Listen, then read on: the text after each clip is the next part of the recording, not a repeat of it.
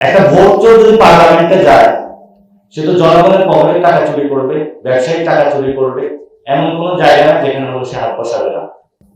Vote চোর তো আসে এখন হলো চোর দল, এটা আরো হলো ত্রিপল, আরো বাড়ানো যায়, ভাগি না, একদম পুরো একটা গোষ্ঠী শব্দ হলো ভোট চোর।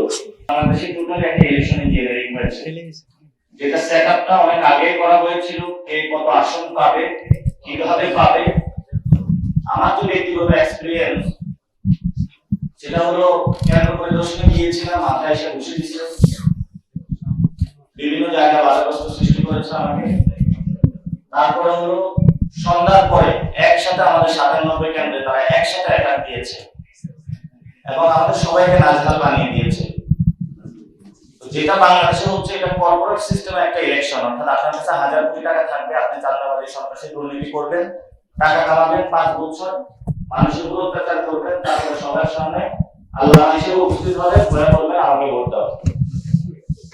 তো মানুষ আপনাকে ভোট না দিল, আপনি এক জায়গায় বাচ্চারে পাঠাবেন, এক জায়গায় বউরে পাঠাবেন, এক জায়গায় বাড়িঘরে পাঠাবেন, এবং আপনি এক জায়গায় যাবেন, গিয়ে যে কোনো মূল্যে ইলেকশনের রেজাল্টটা রেডি করে নিয়ে আসা বলবেন আমি হলাম একটি। ইনশাআল্লাহ মানুষ আমাদের উপর ভরসা রেখেছে। ডেন্টিস্টের পরামর্শ নাও নতুন কোলগেট অ্যাক্টিভ সল্ট। আমরা বাংলাদেশের মানুষের উদ্দেশ্যে যেটা বলতে চাই, আমরা আপনাদের কাছে গিয়েছি, আপনারা আমাদেরকে ভালোবাসা দিয়েছেন, পুরো বাংলাদেশে সাপ্লাই করে দিয়ে আমরা ওদেরকে এক্সপেকটেশন করি না, যে ভালোবাসা আমাদেরকে দিয়েছেন।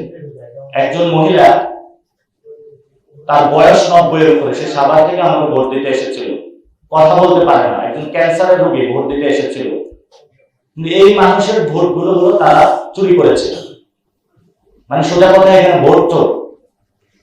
একটা ভোট চোর যদি পার্লামেন্টে যায়, সে তো জনগণের পকেটের টাকা চুরি করবে, ব্যবসায়িক টাকা চুরি করবে, এমন কোন জায়গা না যেখানে হলো সে হাত বসাবে না। ভোট চোর তো আসে এখন হলো চোর দল, এটা আরো হলো ত্রিপল, আরো বাড়ানো যায়, ভাগি না, একদম পুরো একটা গোষ্ঠী শব্দ হলো ভোট চোর।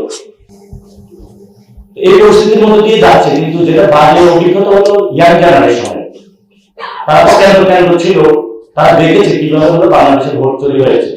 তো আপনারা সাংবাদিক ভাইরা যারা আছেন, আগেও আপনাদের সাথে আমার নির্বাচন কমিশন এখানে বারবার কথা হচ্ছে যে বাংলাদেশে ইলেকশন যে সিস্টেমটা আছে, এটা টোটালি এটা একটা করাপ্টেড সিস্টেম।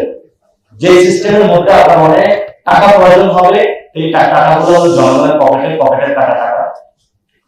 এই পরিস্থিতি আসলে বাংলাদেশে চলতে দেওয়া যাবে না। যারা নির্বাচনটা করেছেন, আল্লাহ দোহাই লাগে, অনেক চাঁদাবাজ সন্ত্রাস দুর্নীতিবাজকে আপনারা সংসদে ঢুকিয়েছেন, এদেরকে কোনো মন্ত্রণা দিবেন না। যতটুকু হয়েছে ততটুকু সীমাবদ্ধ থাকে, চুরি করেছেন সেটা চুরি করতে যাবেন না।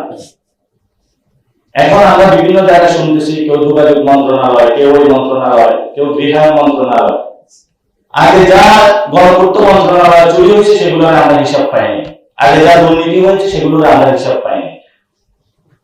তো মানুষ আমাদেরকে ভালোবাসা দেখিয়েছে, আমরা আগামীতে প্ল্যান করেছি যে মানুষের কাছে যাব, আমরা আরো কষ্ট করবো বেশি, যে মানুষগুলো আমাদের ভোট দেয় তাদের কাছে যাব, যাতে তাদের মন জয় করতে পারি।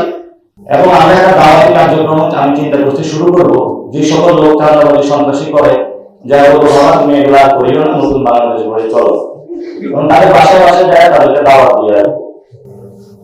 এছাড়া আসলে কোনো উপায় নেই আমাদের। জনগণ যারা আমাদের উপরে বিশ্বাস রেখেছে পুরো বাংলাদেশে, আমরা আপনাদেরকে ধন্যবাদ জানাই।